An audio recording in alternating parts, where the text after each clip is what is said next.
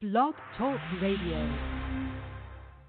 You're listening to Angle Kids 24/7 Radio.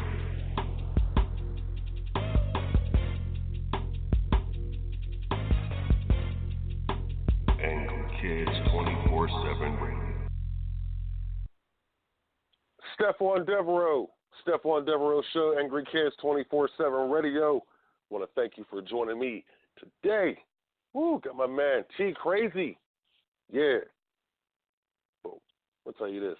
You know, I like to brag about our guests and so forth. When I get them on the air, I like to brag about them because I always try to bring you BS. I like to bring you some good guests. You know what I'm saying? And we've been having some good guests recently, making me want to do interviews a little bit more. So I think I want to do that. Do some more interviews over the next few months.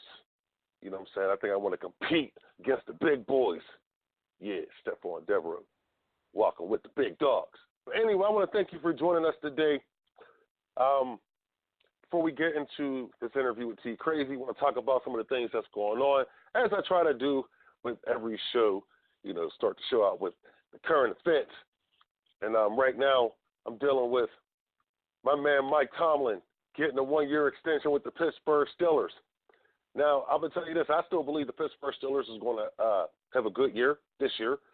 Everybody's talking about Cleveland. Of course, you know, they deserve some hype. They made some big moves. But right now, in my opinion, the Pittsburgh Steelers is poised to have that comeback year because of that dude, 6'5" quarterback, Ben Roethlisberger. Big Ben. Big Ben's going to have an MVP-type season. And I am putting it on a record. I'm saying it myself. I don't care what anybody else is saying. Watch out for Big Ben. You fantasy owners, we're going to talk some fantasy football later this year too. But look out for Big Ben. Look out for Big Ben. I'm telling you, he's going to have a big year. But Mike Tomlin's going to be the one who's going to benefit from that. He's going to win 11 more games this year. I said Steelers will be 11-5. He got that 1-year extension. I really believe they should have gave him a 2-year extension at least. But I think Mike is actually planning his exit.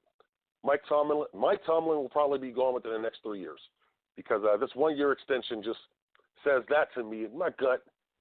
He's planning his exit. Remember, his son will be going to Maryland soon. So I believe that Mike Tomlin will be gone within 3 years. So that's probably why the Steelers didn't give him that contract that 1-year extension. More than 1 year, excuse me. But anyway, we got T-Krazie up, and I think he's ready to go, but we're going to take a break first. When we come back, we're going to talk to my man T-Krazie, see what he's doing, see some things he got coming up, and get into his career. It's pretty interesting. You're listening to the Stephon Devereux Show, Angry Kids 24/7 Radio. We'll be right back after this break. You're listening to Angry Kids 24/7 Radio.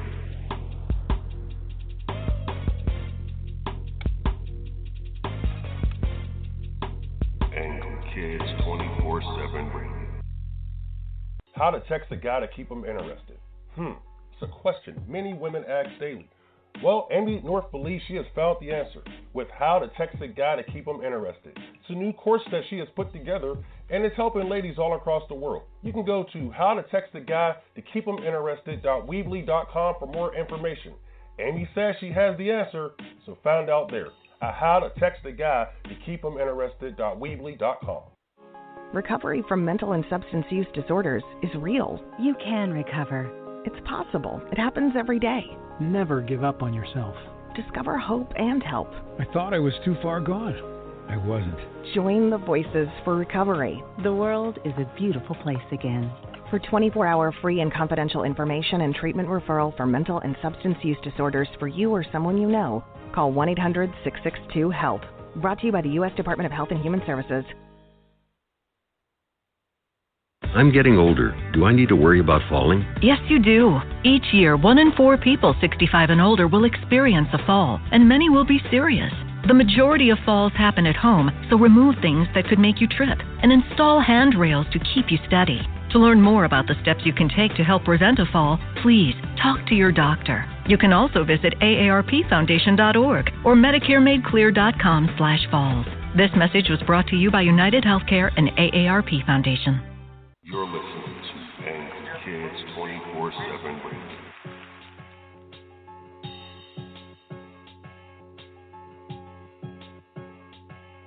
Angle Kids 24/7 Radio.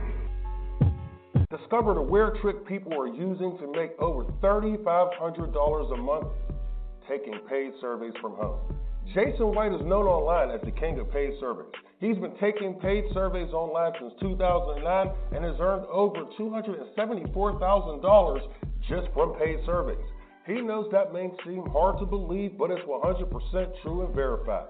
Large multi-billion-dollar corporations need your feedback and suggestions about their products and are willing to pay huge sums of money to get it. If you go to bit.ly/makingmoneywithsurveys, he'll show you how to get your piece of the pie. Companies desperately need your opinion and will pay you cash for taking short surveys. Plus, you'll get $50 for taking your first paid survey. So go to bit.ly/makingmoneywithsurveys.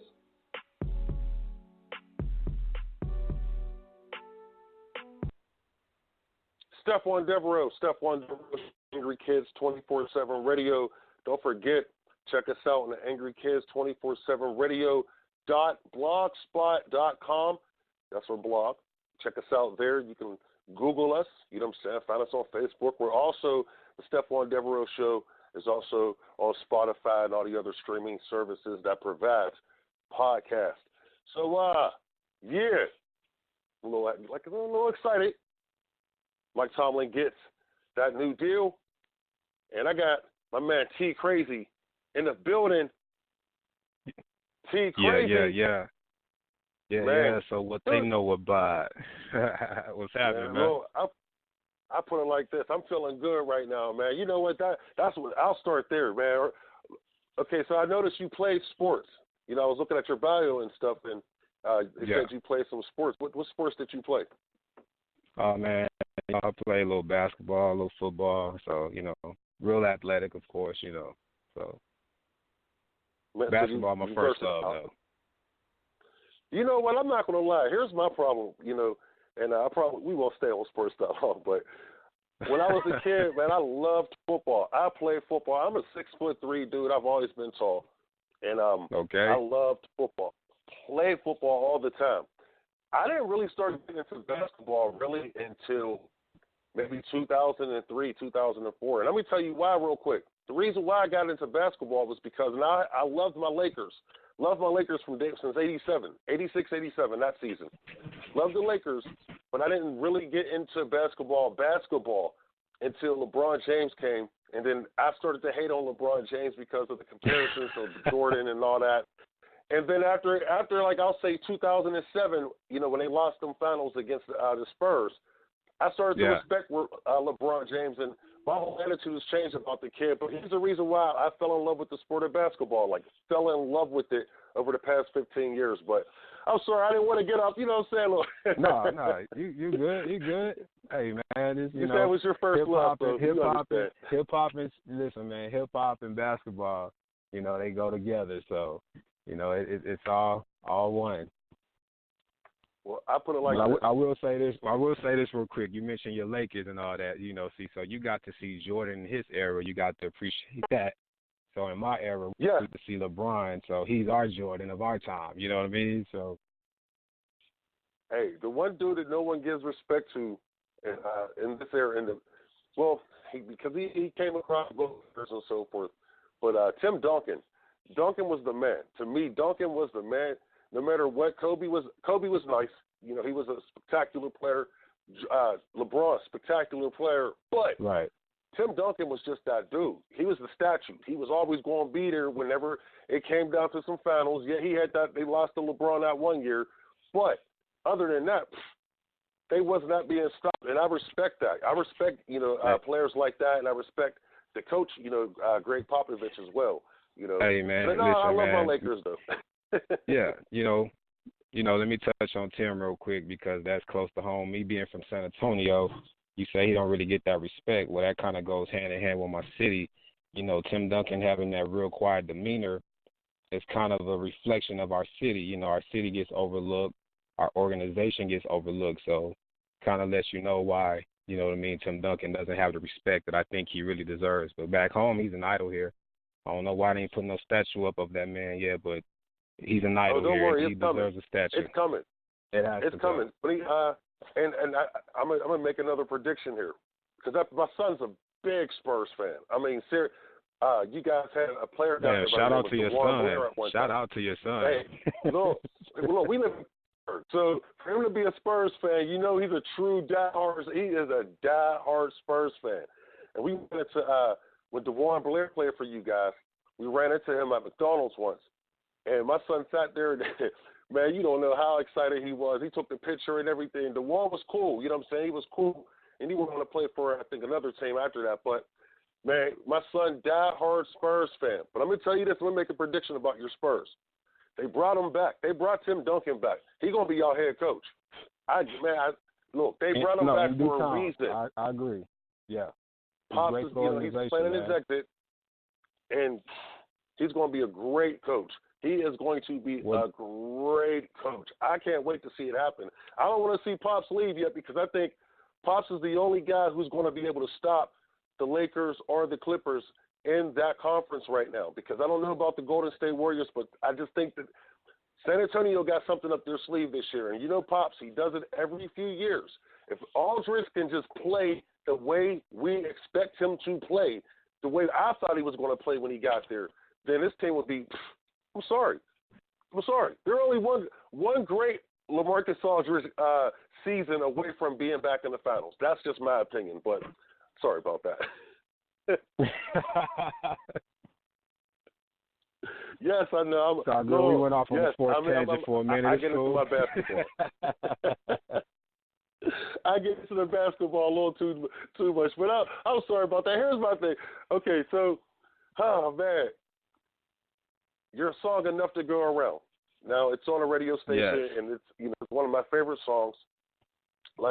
Yes, appreciate that, man. I'm going to be real with you. Now, your catalog is deep. You know what I'm saying? You got a deep catalog. But the one thing, my favorite song out of your catalog is Liquor Courage. Bruh. Man. Please tell me your mindset when you was doing that. Let me explain that, man. So I really feel like that was probably one of my most slept on songs because I kind of just, my producer, 3D, shout out 3D, he just kind of like sent me a beat and was like, hey, man, what can you do to this beat?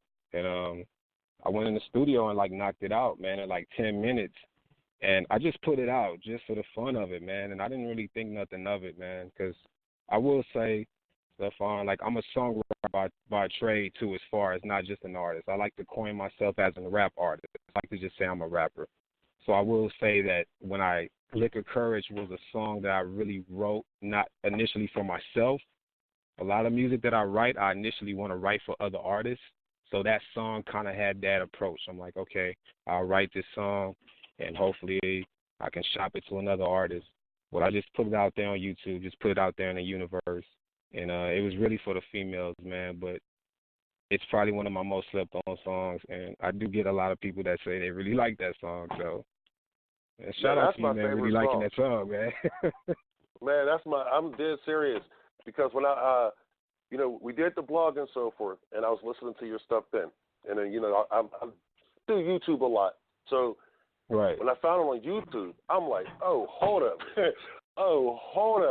Because I knew I was going to eventually interview you, and I was going to let you know that because I didn't want to let you know, you know what I'm saying? I wanted to tell you personally, like, bro, that right there. And you said you were writing it for someone else and you decided to put it out? Yeah, I had that song in mind for another artist, man, and he kind of just didn't really bite on it, so I sent it to his people, and I guess they never said they didn't like it, but it was just like, oh, it's dope, we'll let them hear it, but so after a while it just sat, and then boom, and you want me to tell you something else crazy, man? That's the same thing about Enough to Go Around. I'm gonna be real with you, bro. Are you serious? I'm telling you the truth. My producer can confirm this. That is literally what happened with that record, man. Do you sing the hooks as well? That's me. That's me singing, brother. I am. Bro. I'm a diverse. Man. I don't want to put myself in no box, man. I'm an artist, bro. I'm not no rapper. I'm not a singer. I like to be creative. I can do whatever. I can make a rock song. I wrote a country song. I just haven't put it out there. I haven't found a country artist to work with, you know. And the thing about that, like, you know, being a part of the Angry Kids, man, like, it is like a kid in the candy store just listening to the playlist, bro. I'm like, it is so much talent in group. And you have access to that talent as well. That's what I'm saying. It's just a feeling listening to the artists that we have access to, man. So, but it's just like trying to approach everybody. Like, how do you just, you know, it's kind of, you know, my brain works. You know, they say genius is the closest thing to insanity, and sometimes I'm like, man, I got so many ideas. How do I put them out? You know what I mean? So, and like currently at the time right now, like that's my problem. Like right now, I'm up against time. Like my project has to be finished. I kind of missed my deadline twice. My project was supposed to be done for the summer already because my record Enough to Go Around had kind of started buzzing, you know, and I had got offered a deal last month and didn't make my deadline, so didn't end up taking the deal because you know what I mean. The numbers wasn't, but I mean it didn't mean that I turned away from the people who offered me the deal. It was just something that it didn't work for me, and I think keeping the Go ahead, man. Go ahead. I kid you not. That leads me into what I was going to talk about next. Is you got Mr. Ward Music Publishing. Now, yes, sir. That's your own publishing company. Can you explain to the other artists? I mean, because I'm going to be honest with you. When I seen that, I was really impressed because a lot of the new artists and a lot of the older artists, they don't even think on that level. What made you really start thinking on that level to where you said, I'm going to just start my own publishing company and do my own thing? You got to, man. Yeah, that's my own imprint. And, you know, honestly, the way this came about, I used to be a part of a record label in my city that was really, we were a staple here in our city, man. We were close to getting a record deal before, and everything hit the fan, man, and the label faltered. And when, you know, you started looking at paperwork and nobody was on the paperwork as writers. So there was a song that we had buzzing back in the day. I should have still been getting a check right now. I don't get a dime for that. You know why? Because the paperwork wasn't right. Because I was young, didn't pay attention to nothing. So that kind of prompted me now to get my stuff together now that I'm doing my own thing. So that's why I went ahead and was like, you know what? I'm going to do my own thing. I'm going to be my own publishing company. I don't have to be up under anybody else. You know, I'm going to do my own thing. I'm my own writer. I publish my own music. Anybody that I work with, we're going to do good business. So that's what prompted me to do that. And any artist that's listening, I think that's the approach we need to take. And I say we because it's for everybody. If you're working with another artist that has their stuff together, it's for the betterment of both of y'all. You know, if that record just happens to be a hit, if that record happens to just break, man, everybody will be good, you know. And that's just how the industry works, man. Like, if you don't know, you don't know. So I know now. That's the problem. Yeah. It takes a minute to find those things out. You actually you have to be almost put in the situation that you were in order for you to go and say, you know what, let me go research this and figure out what I can do to stay out of this situation again. You know what I'm saying? And if you took advantage of that opportunity, because I look at that as an opportunity. You had an opportunity to figure this thing out yourself, and now you're in a better position. Now, so you write. Now, when you're writing stuff, you know, for other people and so forth, it's coming from your publishing company now? I mean, is that you pretty much got it set up like that? Yeah, it's under my publishing. So, like, any song that I write, of course, is under my publishing. Now, if I shop a record to an artist and he, you know, his people happen to say, hey, I'm interested in this song, then we put in our split sheets. And I'm like, okay, this is what the numbers is looking like. Off top, my producer, 3D, who does all my music, every record that you hear, you're going to hear this tag. Hold up, it's your boy, 3D. Yep, that is my brother. I've been knowing him since high school. You know, I remember beating on the tables with him before we even started taking his music serious, you know, and it just so happened he became to be a really great beat maker. So off top, he's getting cut in on anything that I do. So if there's another artist that happens to want a record that I wrote, then we're gonna cut him in, and then we're gonna talk numbers like that. You know, I haven't really had an artist that has bitten on a record really close, but enough to go around was supposed to be for Kurt Cobain's people. That's who we was trying to shop that record to, you know, just to put that out there, you know. And it didn't get in his hands how it was supposed to. And the engineer that I recorded that song at, he called me up one day. He's like, "Hey man, I just got through mixing this record, man." He's like, "It really sounds good." He's like, "I think you need to sing, you need to put it out." And he's like, "I already mastered it, bro. Just put the song out." And I put it out, man. And I put it on Instagram one day, and I remember putting it out there. And I said, "Hey, new single, is it hot or nah?" I put that out like that, and people started responding to it. It was like, "It's hot, it's hot, it's hot." I had this one blogger. Yes. This blogger was like, "Hey, can I use this song on my blog?" I'm like, "Yeah, sure." And honestly, man, that's how the song really started taking off, right there. This blogger who does makeup, I let her use the song in one of her tutorial videos, and it blew up from there. I remember watching the numbers go up every day, and I'm like, this is crazy. My numbers have never even gotten that close. Never. So, and she's popping it for you, though. You can't help because it's a good song. And then she didn't ask for anything. She actually wanted to remain nameless. Like, I was like, "Yo, can I give you, some props?" She's like, "Nope, none." She's like, "I just like the song. I thought it fit what I was going to talk about in the tutorial." And I was like, "Oh, okay, cool." And I was like, "Thank you."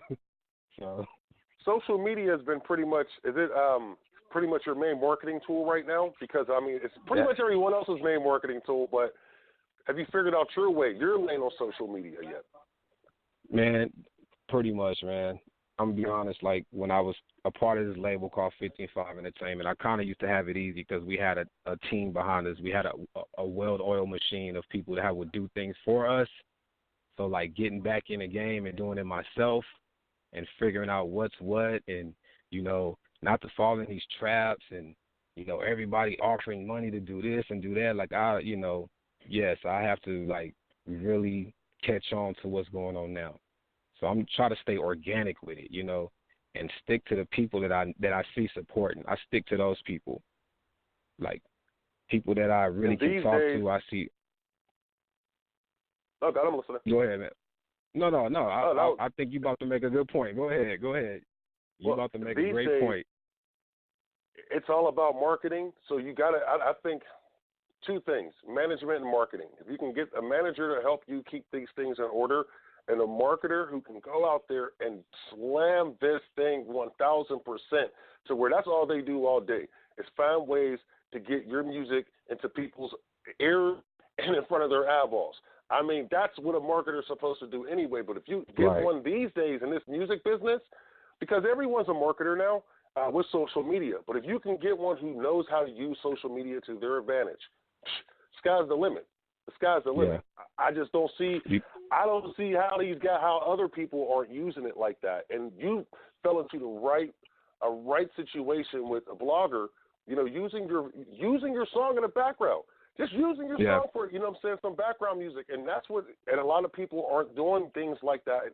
At least these days, you got some who are, but they're not plugging with the right people. Yeah. You're figuring that part out. I respect that. Man. I do. It's a good scheme. No, I like that. It works too. And the crazy thing about it is it hit so fast. I was like, wait a minute, I need to like really get on it because people's like, where can I find this song? Where can I find this song? So I'm like, oh, I need to put this song out.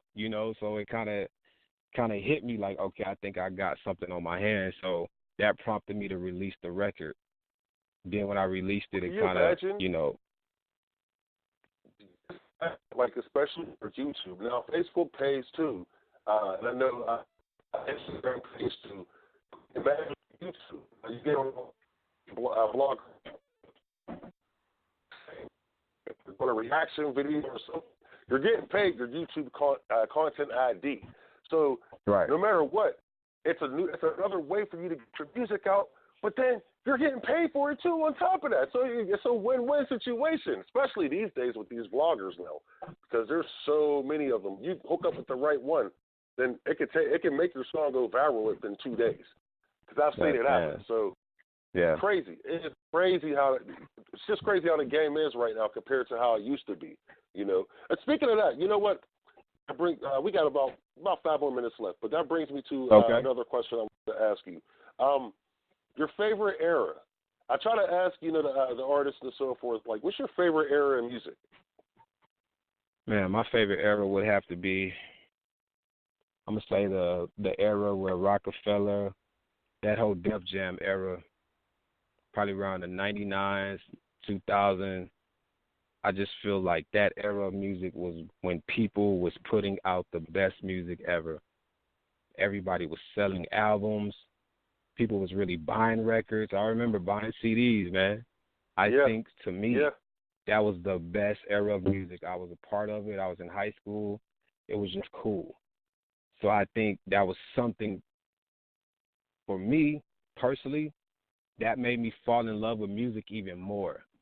You know, going to buy the records, opening up the CDs, and reading up on the artists, reading up on who wrote records. Like, man, that the little things like that you take for granted now. You know what I mean? Like, you don't get that no more.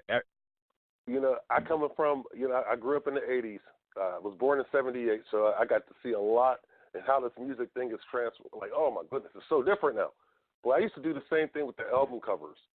You know, I will read the album, the credit to the album, read the lyrics. You know, that's how I learned how to write songs, was reading the lyrics of the albums. You know, and they don't do that no more these days, but I wish they did, because you hit it on the head. Going and reading those credits and who the artist was and things like that. You imagine if we had the same opportunity to do that now in this digital age. Oh. It was, I mean, and I know you remember getting some albums sometimes, and they had a poster in there, like, you know, little things like that, man. Just like you don't get that no more. You know, everything's digital. You know, that's why sometimes I appreciate artists that really have cool album covers, because it's like, oh, he really put some thought into that. You know. Yes. The really cool. Yes, because you know what, that's it now. You're absolutely right. I wasn't even thinking about the album cover part of it. You're absolutely right. That makes a lot of sense, especially these days.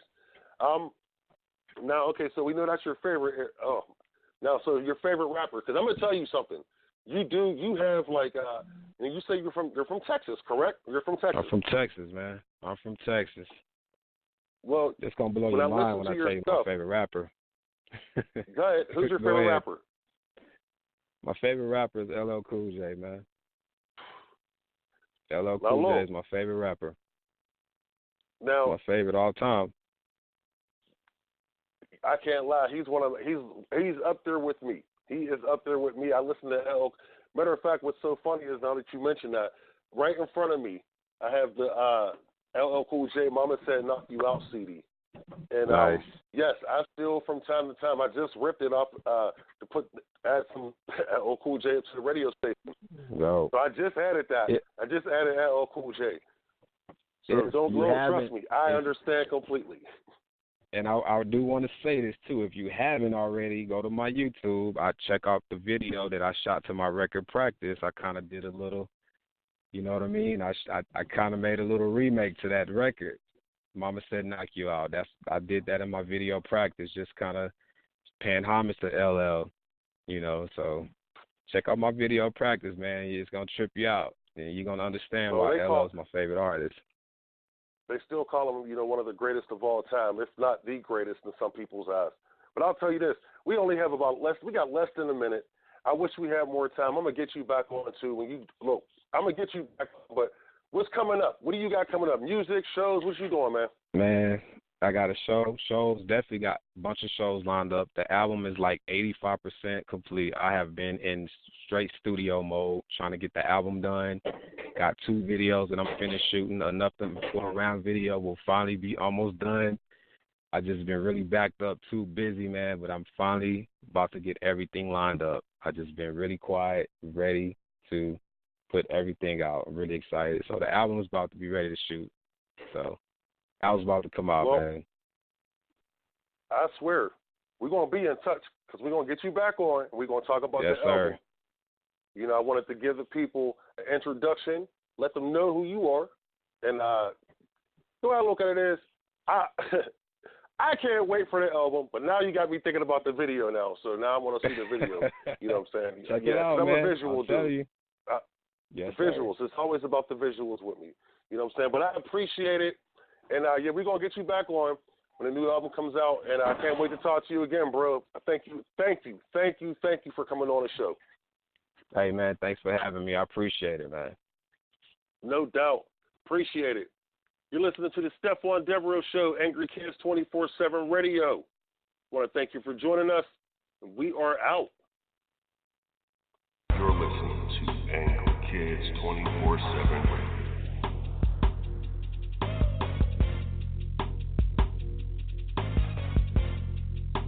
Angry Kids 24/7 Radio. How to text a guy.